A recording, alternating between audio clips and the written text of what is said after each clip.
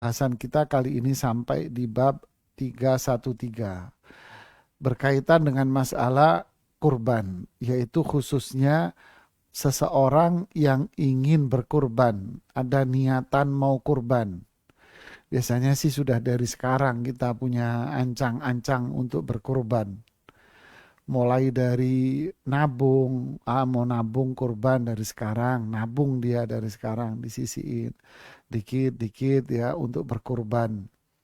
Atau yang sudah beli dari sekarang, ada yang sudah beli dari sekarang, sapi, biasanya sih sapi ya, beli sapi dari sekarang, lalu sapinya ditaruh di peternaknya untuk dirawat, ya, untuk digemukkan, dirawat, dilakukan pengemukan, ya, sampai nanti giliran korban baru dia keluarkan. Ya, sapinya sudah segajah begitu gedenya, biasanya sih gitu ya. Ada beberapa jamaah kita yang seperti itu tuh senangnya. Belinya dari hari ini jauhnya benar-benar harganya benar-benar low ya, rendah, murah. Kemudian dia gemukkan vitamin dan sebagainya sampai giliran korban gemuk. Nah, dan sekarang juga mulai juga para pedagang-pedagang sudah mulai mengumpulkan binatang-binatang ternaknya yang di daerah-daerah. Nah, jadi ada niatan nih kurban dari sekarang. Nah, di antara hukumnya apa? Nah, inilah berkaitan dengan hukumnya. Apa itu? Ada dua, yaitu larangan mencukur rambut dan larangan memotong kuku. Nah, ini aja sih dua ini aja. Ya, larangan mencukur rambut dan larangan memotong kuku. Nah, ini berkaitan dengan dua hal ini. Ya, larangan berkaitan dengan masalah dua hal ini. Ya.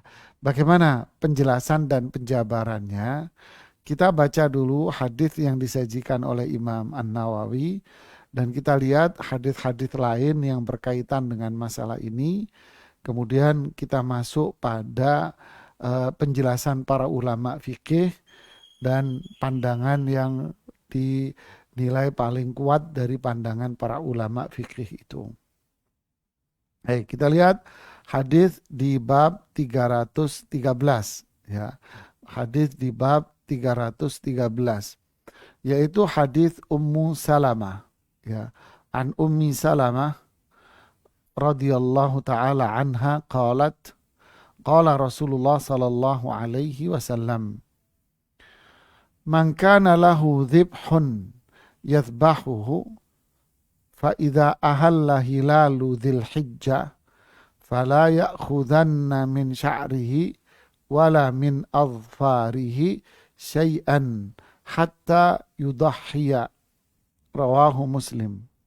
Dari Ummu Salamah radhiyallahu taala anha, dia berkata ya, bahwa Rasulullah SAW bersabda, barang siapa mempunyai hewan kurban yang akan ia sembelih, ya, lalu bulan sabit tanggal 1 bulan Dzulhijjah telah muncul, maka janganlah ia memotong sedikit pun rambut dan kukunya sampai ia menyembelih.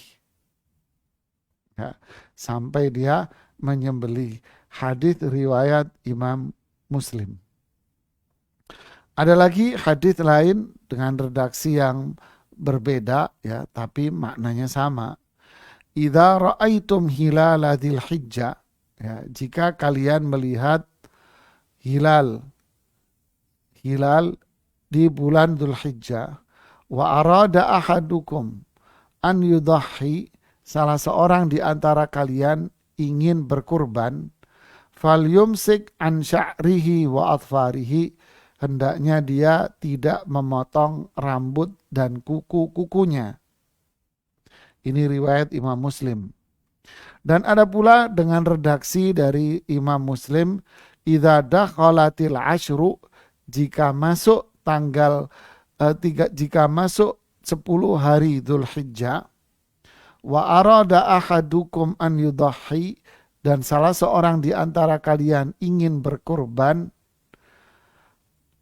Wa arada ahadukum an yudahi, salah seorang di antara kalian ingin berkorban, fala yamassa min sya'rihi wa basyarihi syai'a.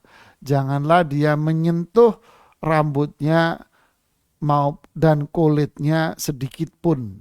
Waduh, nyentuh kulit, kakak boleh. Kang, nggak boleh nyentuh kulit. Terus gimana dong? Maksudnya tidak boleh memotong rambutnya sedikit pun. Nah, ini hadis-hadis yang berkaitan dengan permasalahan ini. Jadi hadis ini menjelaskan apa? Hadis ini menjelaskan tentang larangan bagi mereka yang berkurban untuk apa? Untuk melakukan dua hal, yaitu memotong rambutnya dan memotong kukunya. Jadi gini, jamaah. Si fulan, si A, umpama kita nih, ya kita mau kurban. Saya mau niat kurban. Dari sekarang nih, disimpan-simpan duitnya. Nyimpan dikit-dikit buat kurban. Punya niatan sudah mau kurban. Masuklah bulan Dzulhijjah, ya kan? Syawal, terus apa? Syawal, terus Dzulqa'dah, Dzulhijjah, kan gitu kan? Nah, masuklah bulan ini, Dzulhijjah. Akhir dari Dzulqa'dah, dia sudah putuskan. Akhir Dzulqa'dah dia putuskan, saya mau kurban. Apa sapi kayak, mau kambing kayak, pokoknya saya mau kurban. Masuk nih tanggal 1 Dzulhijjah. Hari ini 1 Dzulhijjah umpamanya. Hari ini 1 Dzulhijjah. Mulai sejak hari ini ya sampai tanggal berapa? 10, maka dia tidak boleh memotong apa itu? Rambut dan kukunya. Jadi kiri gambarannya biar gampang.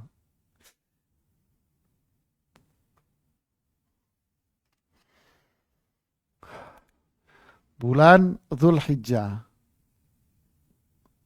Dzulhijjah.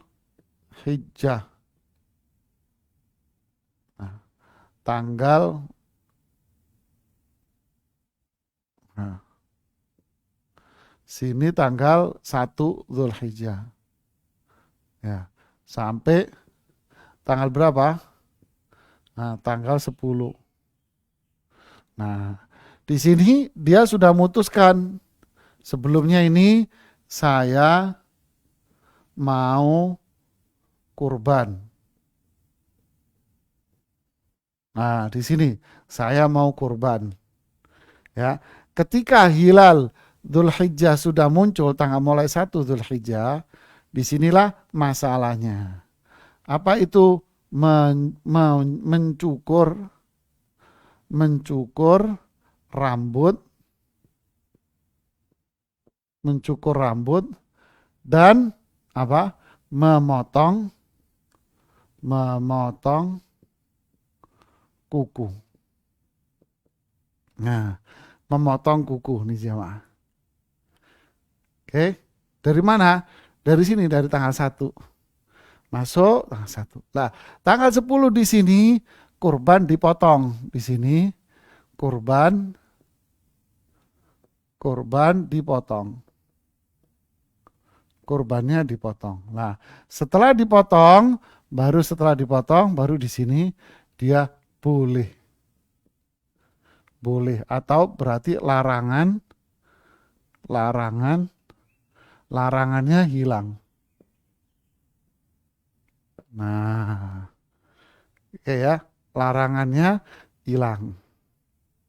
Nah, ini yang disebutkan dalam hadis ya, bahwa dilarang mencukur rambut dan memotong kuku. Oke? Apa hukumnya? Menurut pandangan para ulama fikih. Nah, di sini pandangan ulama fikih. Nah, kita jelaskan di sini ya, biar kita punya wawasan. Ada dua pandangan di sini. Pertama, ini boleh, tidak masalah. Nah, ya, boleh. Ini tidak ada apa-apa. Maksudnya, ya, ini nggak dilarang. Nggak ada apa-apa, nggak dilarang. Ini pendapatnya Imam Abu Hanifah. Ya, ini pendapatnya Imam Abu Hanifah. Saya juga lihat contekan dulu. Ya, jadi ini pandangan dari Imam Abu Hanifah.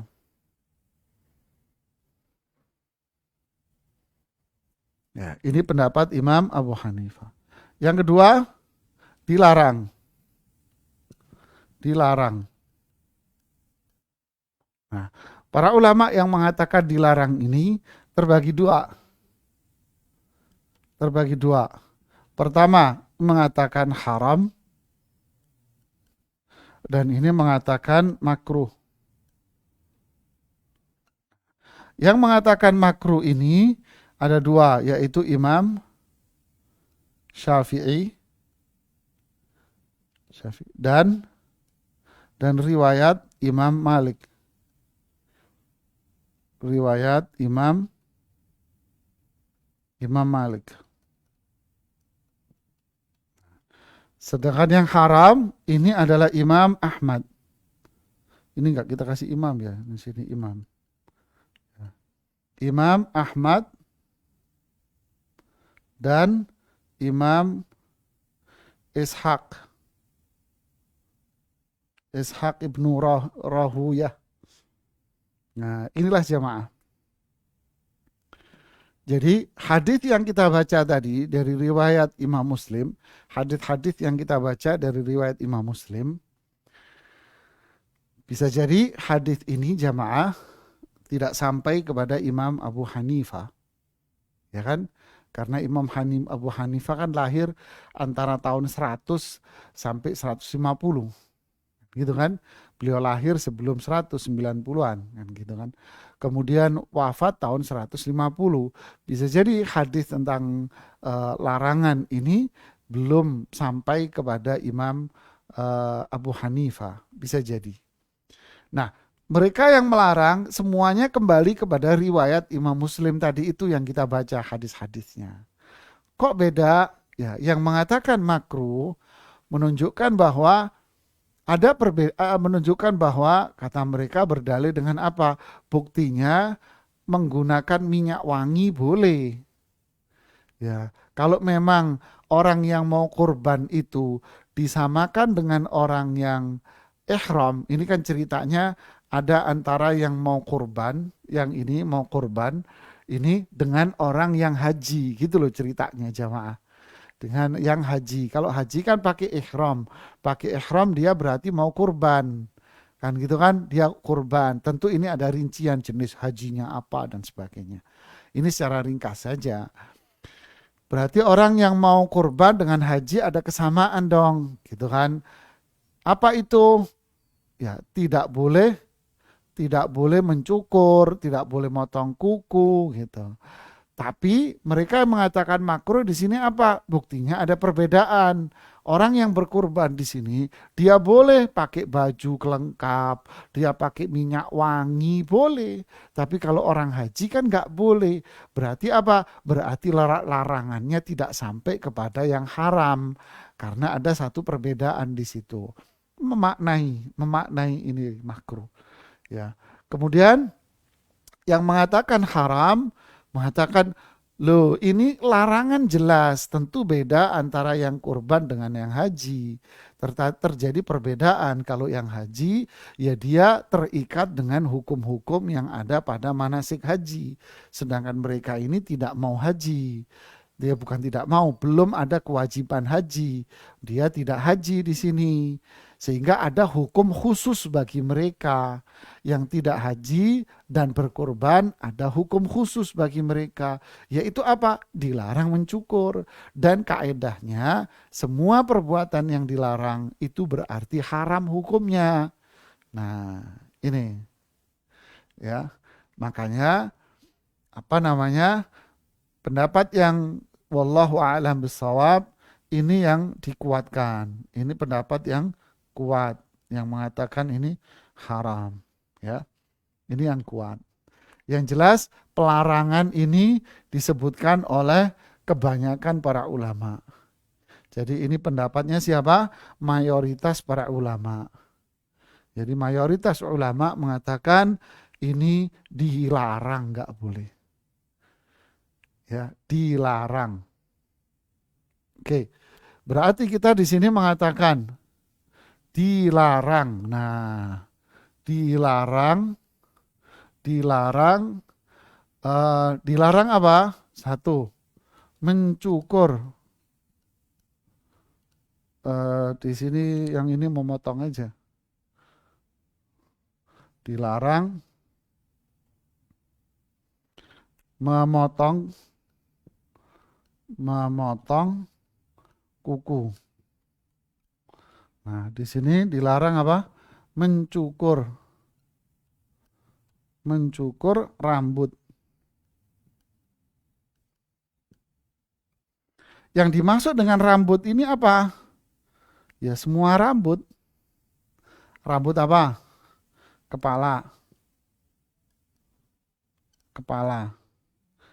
Terus apa lagi? Rambut kepala, rambut ketek, ketiak, rambut kemaluan.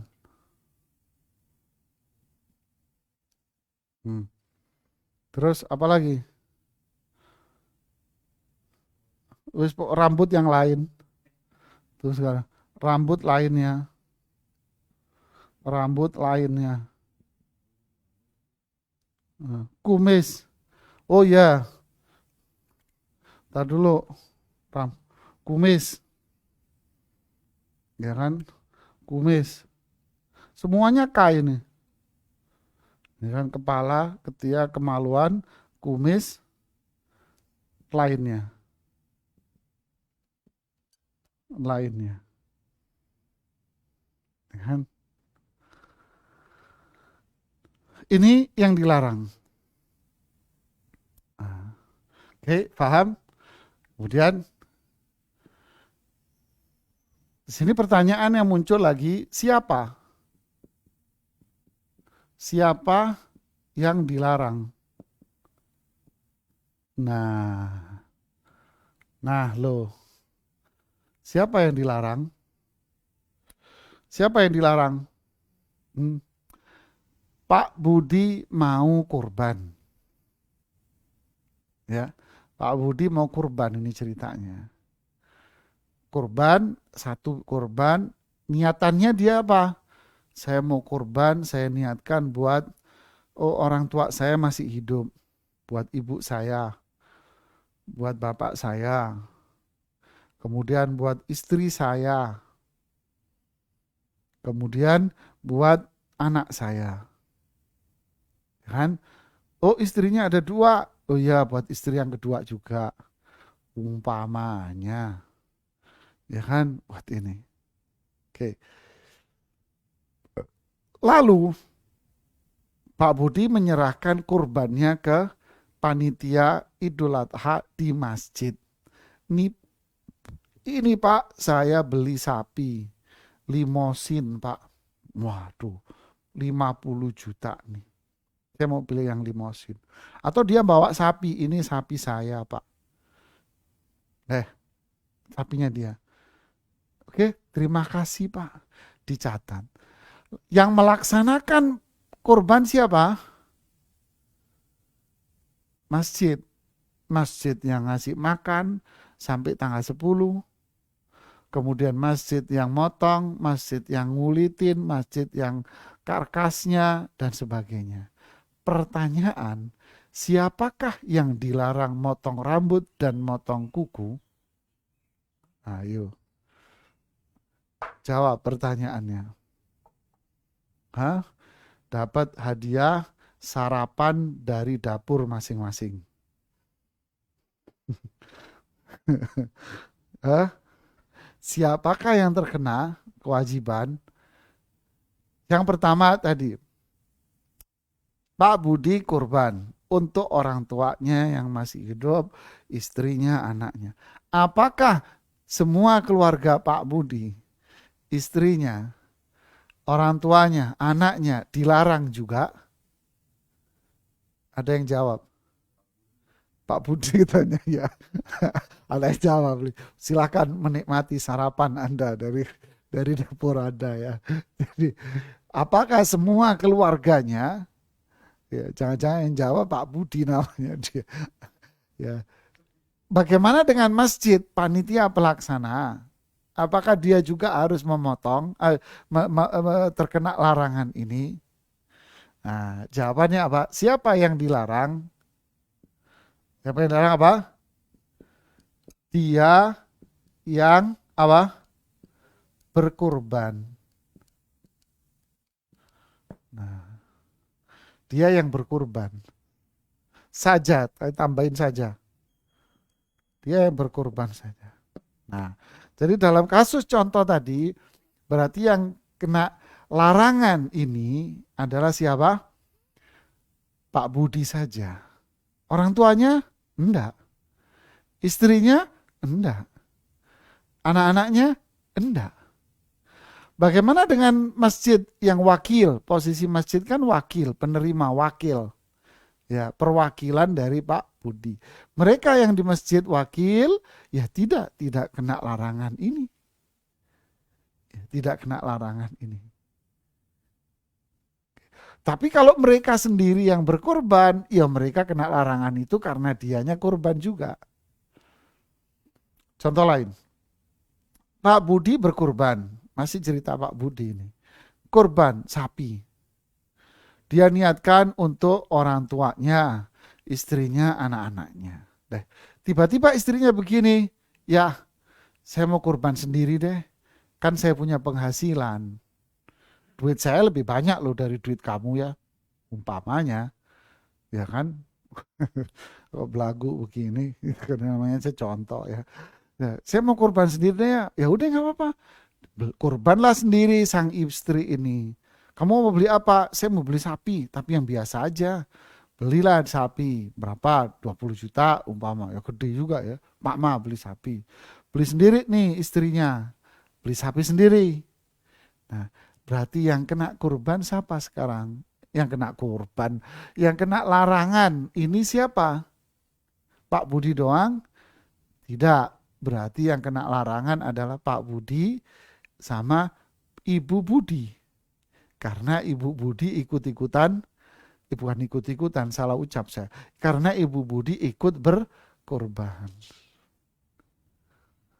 Ya, inilah pembahasannya.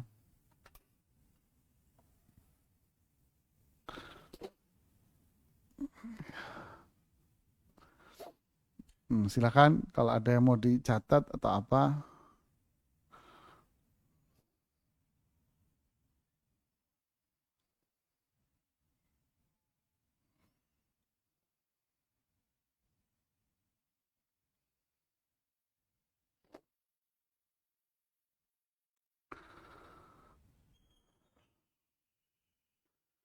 Oke, sekarang ada permasalahan begini yang disampaikan oleh ada seorang yang bertanya. Idza kana tarku sya'ri min sya'ri syarib yusabbibu syai'an dhahira au adhan wa haraja. Oke, dia nggak mencukur kumisnya karena dia biasa mencukur kumisnya umpama. Lalu karena dia mau kurban dilarang, ya kan dilarang mencukur, dia nggak cukur nih. Nah, ketika dia tidak mencukur menyebabkan gangguan, menyebabkan sesuatu yang buruk pada dirinya. Seperti apa? Akhirnya Kan dia biasa mencukur, nggak mencukur. Kemudian berapa hari kan numbuh nih rambut. Akhirnya numbuhnya apa? Ada sebagian yang numbuh, sebagian nggak numbuh karena terbiasa dicukur. Jadi bagian ini numbuh, bagian yang sebelahnya kosong. Jadi kelihatannya kayak nggak tahu kayak apa ya. Sebagian kumisnya ini numbuh, sebagiannya nggak numbuh. Jadi kayak culun begitu. Ya, sababan sesuatu yang nggak enak dilihat. Ya, ada yang mengganggu jiwanya, dia malu, dia keluar, kumisnya ini muncul, yang ini nggak keluar dan sebagainya. Ini yang muncul, ini nggak, ini numbuh, ini nggak numbuh, gitu kan? Maka Syekh Utsaimin mengatakan, "Man ihtaja ila akhdhi sya'ri wadh-dhufri wal bashara fa akhdhuha fala haraj alaihi." Siapa yang memang perlu untuk mencukur, butuh untuk mencukurnya atau memotong kukunya, maka mencukur dan memotong kuku dalam kondisi yang demikian dibolehkan. Seperti an yakuna bihi jurhun, seperti ada luka, fayahtaju ila qassi sya'ri min anhu, seperti ada luka, kemudian dia harus mencukur rambutnya ini. Ya, jadi ternyata numbuh luka, kemudian kalau dibiarkan maka lukanya akan semakin parah dengan adanya rambut. Terpaksa dia harus mencukur rambutnya karena munculnya luka, maka itu tidak apa-apa. Auyan kasir dhofruhu, atau kukunya patah. Di tanggal-tanggal itu kukunya patah. Nunggu tanggal 10 cenut nih tangan. Aduh, nunggu tanggal 10 tangan cenut kan gitu kan. Maka apa? Boleh dia memotong kukunya karena kesakitan. Fayu'dhihi fayaqus ma yata'adza minhu. Maka dia boleh memotong karena itu mengganggu.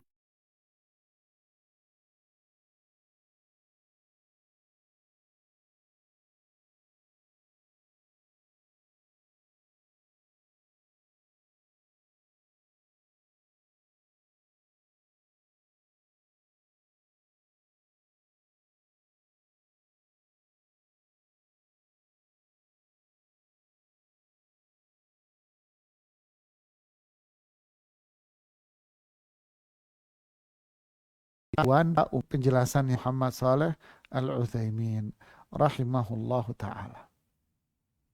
Kemudian yang terakhir, kapan si fulan ini boleh mencukurnya kembali? Nah, balik Pak Budi tadi. Ya udah, Pak Budi udah nggak nyukur nih dari tanggal 1. Nah, Pak Budi nggak nyukur dari tanggal 1, sudah nggak nyukur. Sampai tanggal 10 nih, kapan Pak Budi mulai mencukur? Nah, ketika binatang kurbannya, sapinya Pak Budi tadi itu dipotong. Ternyata sapinya Pak Budi dipotong tanggal 11. Gimana jemaah? Tanggal 11-nya pun siang hari. Berarti Pak Budi boleh memotongnya ketika sapinya dipotong di tanggal 11 siang hari tadi. Enggak, kan tanggal 10 sudah pada motong. Iya, orang lain motong, tapi sapi Anda kan besok dipotongnya. Jadi nunggu besok. Oke. Contoh kasus lagi. Pak Budi awalnya nggak mau kurban. Udahlah, nggak kurban saya. Kenapa? Orang duit-duit, nggak punya uang. Ini contohnya. Saya nggak punya uang, Pak. Nggak ada uang untuk kurban. Sudah masuk tanggal 1. Berarti dia tidak terkena larangan. Masuk tanggal 1, tanggal 2, tanggal 3, tanggal 4, tanggal 5 dapat rezeki makelaran umpamanya. Dapat rezeki. Wah, dapat duit nih. Dapat rezeki bisa buat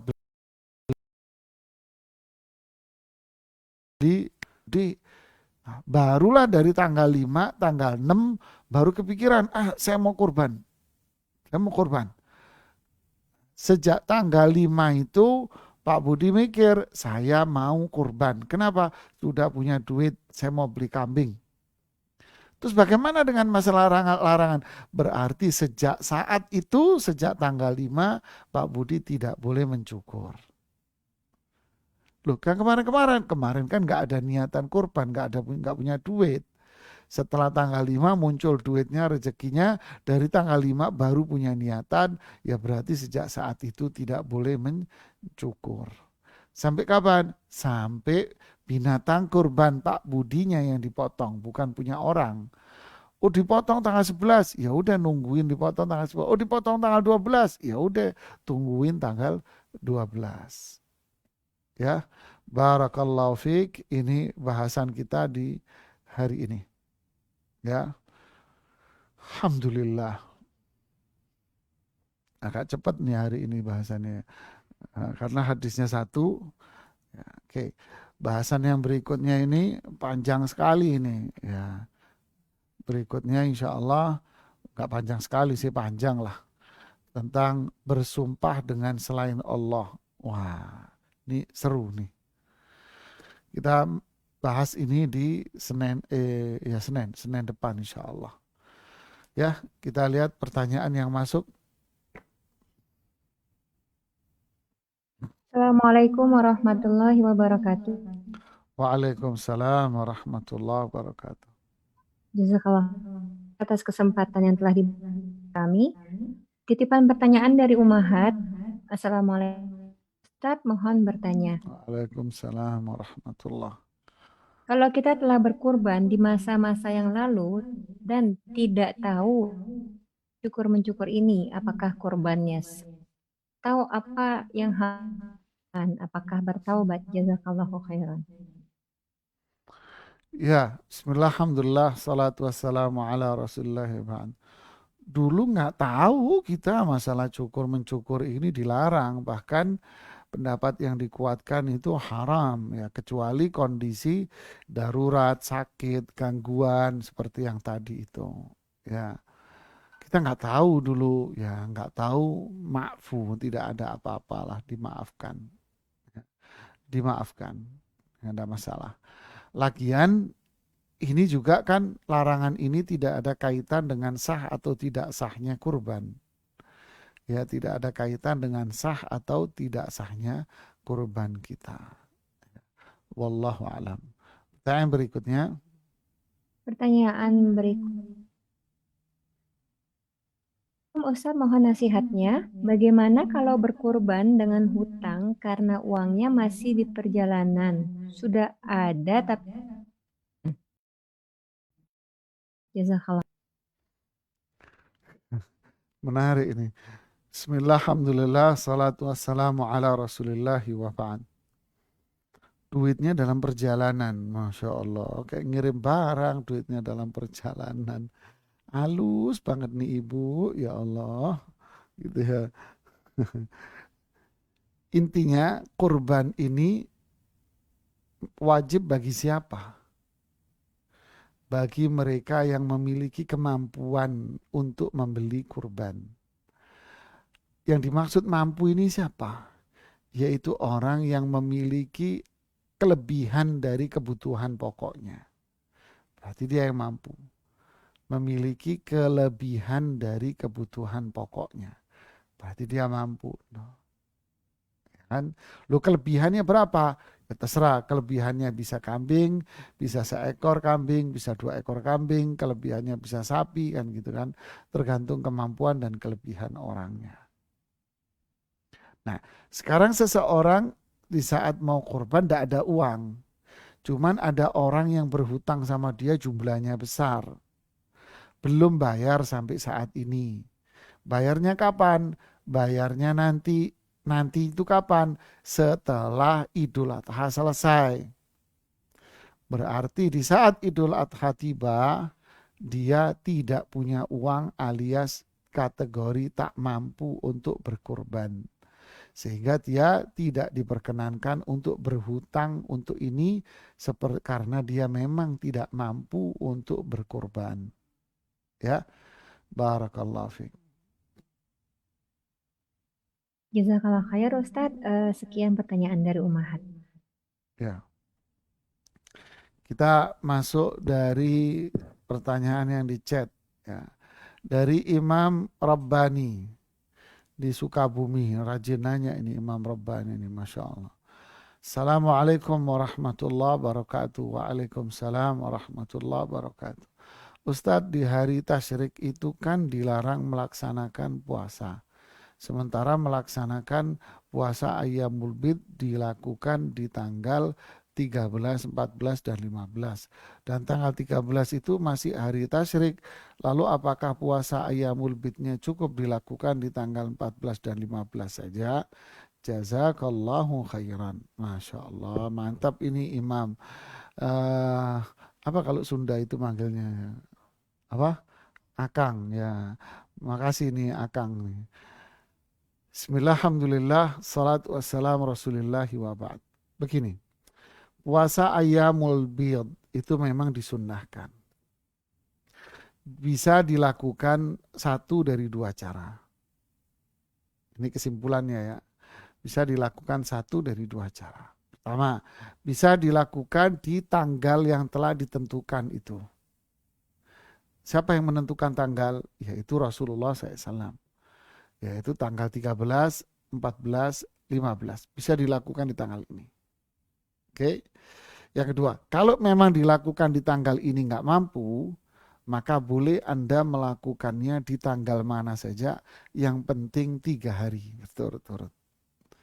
Dalilnya juga banyak seperti hadis Abu Hurairah, "Ausani khalili bisiyami thalathati ayamin min kulli syahrin." Jadi kekasihku berwasiat kepadaku, menyuruhku untuk berpuasa 3 hari setiap bulan. Dan juga hadis-hadis yang lain yang menyebutkan 3 hari setiap bulan tanpa penyebutan tanggal. Jadi boleh cara yang kedua, Anda melakukan puasa bid di 3 hari tanggal mana saja. Contoh, 13 ini hari tasyrik. Berarti boleh Anda berpuasa 14, 15, 16. Oh, 14-nya masih banyak undangan makan-makan. Berarti boleh Anda puasanya 15, 16, 17. Tidak ada apa-apa. Tapi mana yang afdal Ustaz? Tentu yang afdal adalah 13, 14, 15 ini afdal. Tapi kalau 13 nggak bisa, ya berarti bikinlah 14, 15, 16. Ya, barakallahu fiik. Pertanyaan dari Yusma Warni. Assalamualaikum Ustaz. Waalaikumsalam warahmatullah. Hamba Allah dari Palembang, bolehkah? Oh, ini Yusma Warti ini dari Palembang, Masya Allah. Empek-empek. Empek-empek ikan belida. Wah, enak tuh. Sama apa namanya? Lupa saya satunya lagi. Bolehkah hari raya Idul Adha Akikah? Ya boleh aja kalau memang jatuhnya 7 hari kelahirannya di situ, nggak apa-apa. Ya Masya Allah pahalanya double, Anda akikah, kemudian Anda kurban gitu. Repot Ustaz, ribet rame-rame, ya ditunda nggak apa-apa.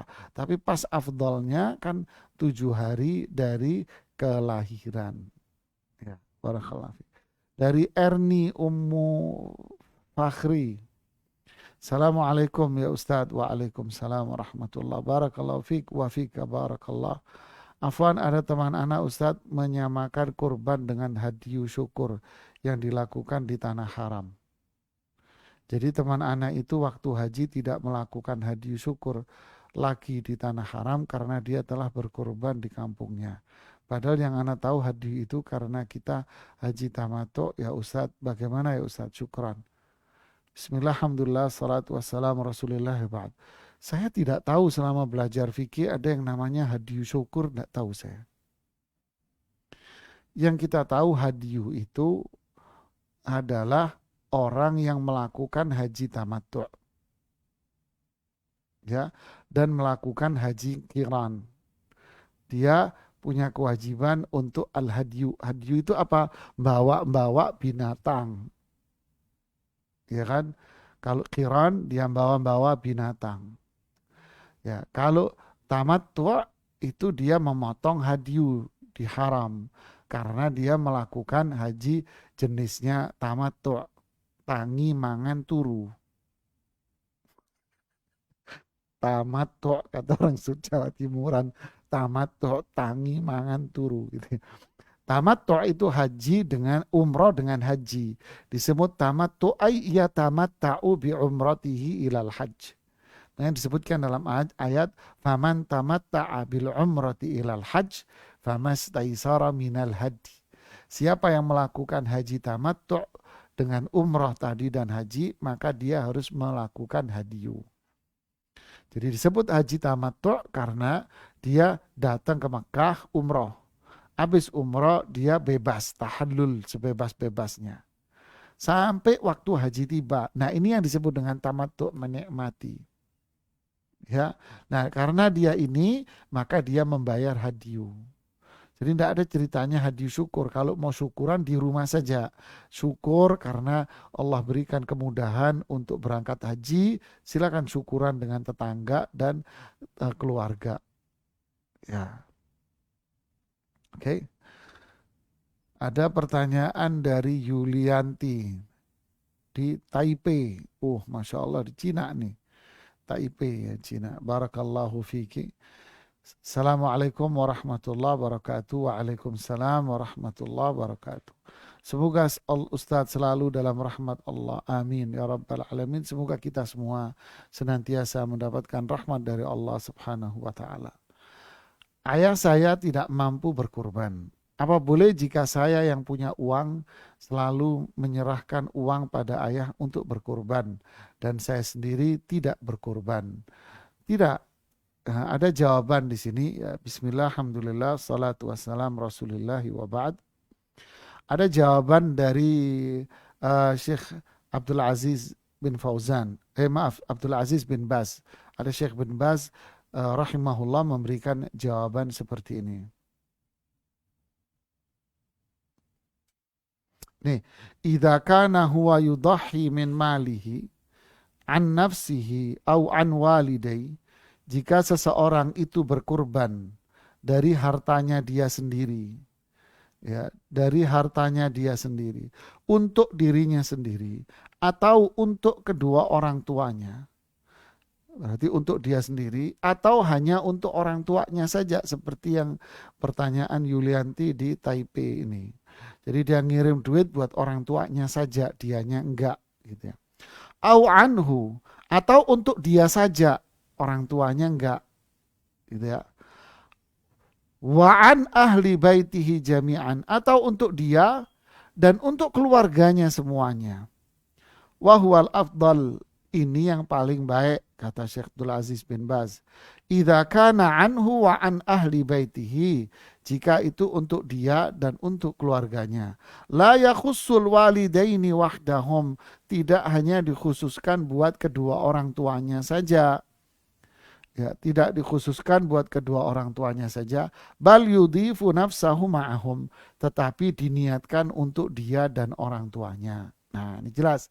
Jadi Mbak Yulian, jadi kalau mau kurban, niatkan kurban Anda untuk diri Anda dan kedua orang tua Anda. Ini yang paling afdal. Jawaban dari Syekh Ibn Baz rahimahullahu ta'ala. Jadi an fulanin wa walidai. Jadi niatnya adalah saya kurban untuk diri saya dan untuk kedua orang tua saya. Begitu. Kurbannya di mana? Di tempat orang tuanya, boleh kirim duitnya kepada orang tuanya kurban di kampung dengan niatan untuk Anda dan untuk kedua orang tua Anda. Hadza afdal, kata beliau, ini lebih mulia. Kalau sudah punya suami, punya anak, ya untuk anak-anaknya dan untuk suaminya sekalian. Ini afdal, ya, Masya Allah, luar biasa ya. Nah, kemudian pertanyaan berikutnya dari Riau, Febi Alin Andini, Masya Allah, bertanya, apakah alasan kenapa tidak boleh memotong kuku dan rambut kepada orang yang berkurban? Nggak tahu, saya juga nggak tahu apa alasan, apa hubungannya ya, nggak tahu Mbak Febi, Ibu Febi, saya nggak tahu. Ini adalah larangan dari Rasulullah SAW. Tidak semua larangan itu kita harus tahu alasannya. Nggak semua. Inilah yang namanya sami'na wa ta'na. Saya dengar, saya akan taat. Nggak semua harus kita tahu alasan. Kenapa ya? Yang kentut pantatnya kok yang dibasuh wajah sama tangan ya? Kenapa aja Pak? Kita kan nggak tahu. Ya kan? Dosa, orang banyak berbuat maksiat terus disuruh sedekah. Apa hubungannya sedekah sama dosa kamu yang sana? Kan dosanya sono. Ini sedekah lain lagi. Kita nggak tahu banyak hal. Apalagi masalah haji. Kenapa hajinya kok di Mekah? Oh, orang liberalis nggak terima itu. Ngapain sedekah? Apa haji di Mekah? Buang-buang uang aja. Lebih baik uangnya dipakai untuk pemberdayaan masyarakat. Begitu kan kata dosen liberal itu yang naudzubillah dia. Kita berlindung kepada Allah dari kejahatan dia. Ya kan? Jadi kita nggak tahu kenapa tawaf itu 7 dan banyak hal yang kita nggak tahu apa sebabnya. Yang alasannya apa? Yang jelas ini adalah perintah Allah, ini perintah Rasulullah, ini larangan dari Allah, ini larangan dari Rasulullah SAW. Terkadang kita tidak boleh mengedepankan akal kita dalam hal ini. Akal kita pakai untuk memahami dalil, kemudian baru di situ kepatuhan kita. Ya. Kemudian pertanyaan dari Hijau Daun USA. Bismillah Ustadz, sepupu saya punya anak adopsi. Belum akikah, dia sudah 7 tahun. Apakah masih boleh kita mengakikah anak kita? Ya, Bismillah, Alhamdulillah, salatu wassalamu Rasulullah. Jawabannya boleh, nggak apa-apa. Karena 7 hari itu bukan pembatasan, tapi afdoliyah saja. Jadi boleh kita mengakikahi anak kita walaupun sudah dewasa. Karena dahulu waktu lahiran nggak punya duit. Ya boro-boro bayar akikah, bayar lahiran rumah sakit aja alhamdulillah bisa kan gitu ya. Nah sekarang alhamdulillah punya duit, ada uang, ya akikah. Nggak apa-apa, nggak ada masalah. Ini yang dijelaskan oleh para ulama ya. Kemudian yang kedua, siapa yang punya kewajiban untuk melakukan akikah ini? Orang tuanya, bukan Anda. Anda kan bukan orang tuanya. Ya, orang tua dia yang punya kewajiban.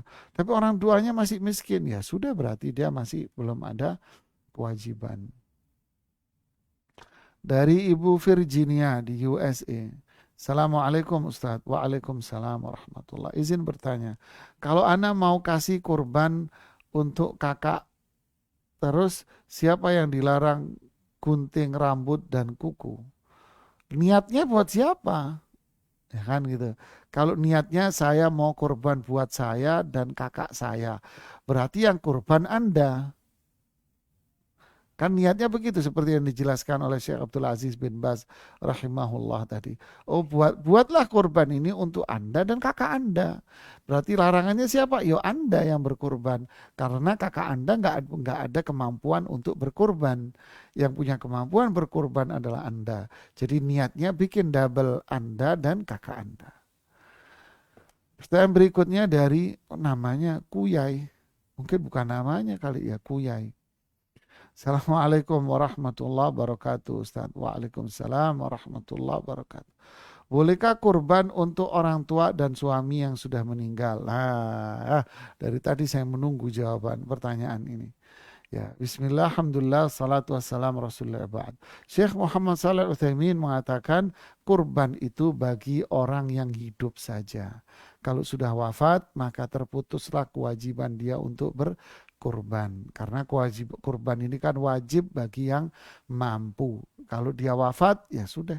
Seperti zakat wajib bagi yang memiliki nisab. Siapa? Ya sudah masih hidup orangnya.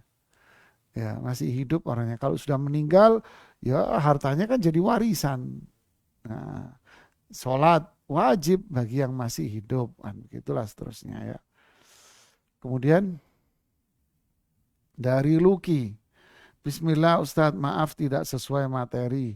Untuk orang yang terlibat riba, kebetulan ada di lingkungan keluarga, tapi saya selalu melihat kehidupannya baik-baik dan bahagia. Sehingga istri yang selalu ingin saya melakukan hal yang sama Pak Ustadz.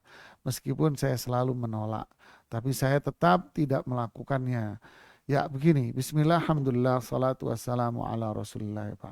Anggap kita melihat orang yang hidup dengan riba itu nyaman saja. Anggap, ala fard, anggap hidupnya dia nyaman. Bisa cicilan terus, anggap nyaman. Tapi bukan berarti riba itu jadi halal. Ya kan? Dia nyaman kok, dia bisa cicilan terus. Apakah berarti riba terus jadi halal? Ya kan? Orang yang bekerja di riba, ya bang, hidupnya, ya anggap hidupnya nyaman. Apakah berarti riba halal? Rasulullah SAW mengatakan kan riba ini lebih ganas dari pelacuran. Ada seorang pelacur, dia mendapatkan penghasilan dari pelacur. Anggap dia nyaman-nyaman saja hidupnya walaupun dia pelacur. Apakah berarti terus pelacuran itu halal? Dan seterusnya. Pergi ke dukun, berobat ke dukun, sembuh. Sembuh kok. Apakah berarti berobat ke dukun terus sembuh berarti halal? Ayo, apalagi? Si fulan membunuh orang lain, terus bebas dari hukuman. Berarti kan aman-aman aja.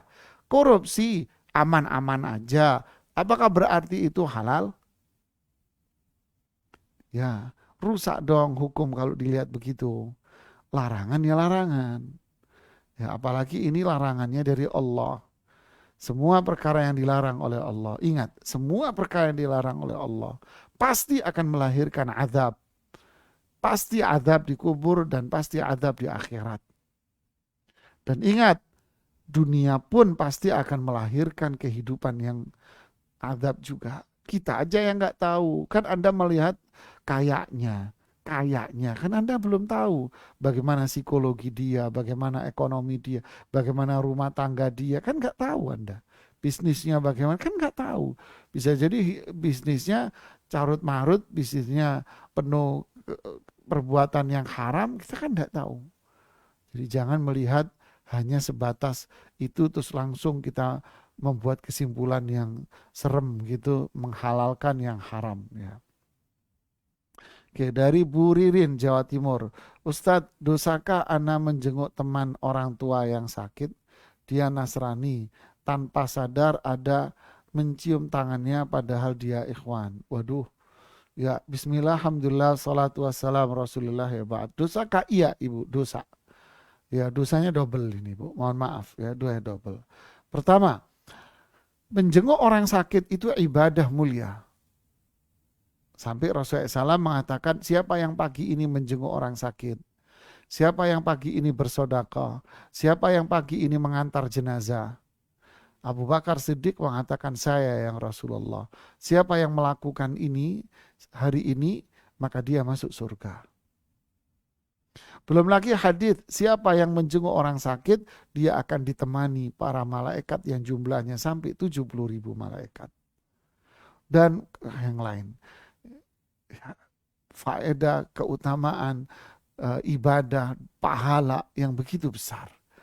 Dan juga kewajiban seorang muslim dengan muslim yang lain ketika dia sakit maka jenguklah. Jadi ini adalah amal ibadah yang mulia. Sehingga ini menjadi kewajiban sesama muslim. Yang kedua, berarti kan kesan pertama apa? Menjenguk orang kafir. Berarti kan menjenguk itu ibadah. Satu lagi, menjenguk itu doa. Ya kan, mendoakan orang kafir gimana? Ya doain semoga Allah kasih hidayah kamu masuk Islam. Itu doanya. Tapi kalau doanya semoga Allah menyembuhkan penyakit kamu. Lah orang kafir, jemaah. Tidak bisa. Ya sudah beda. Lakum dinukum waliyadin. Kesalahan lagi, alasan lagi. Apa itu? Mencium tangan orang yang bukan mahram Anda. Bukan mahram Anda. Enggak, itu teman orang tua saya. Bukan. Apalagi menjenguk teman orang tua orang lain. Walah, tambah kakak nyambung. Ya, jadi ini dosa ini, jemaah. Ya, ini yang bisa saya sampaikan. Semoga bermanfaat buat kita semuanya. Wallahu ta'ala a'lamu bissawab. Jazakumullah khairan. Terima kasih banyak kepada semua teman-teman admin. Ya. Subhanakallahumma bihamdik. Asyhadu an la ilaha illa anta astaghfiruka wa atubu ilaik. Assalamualaikum warahmatullahi wabarakatuh.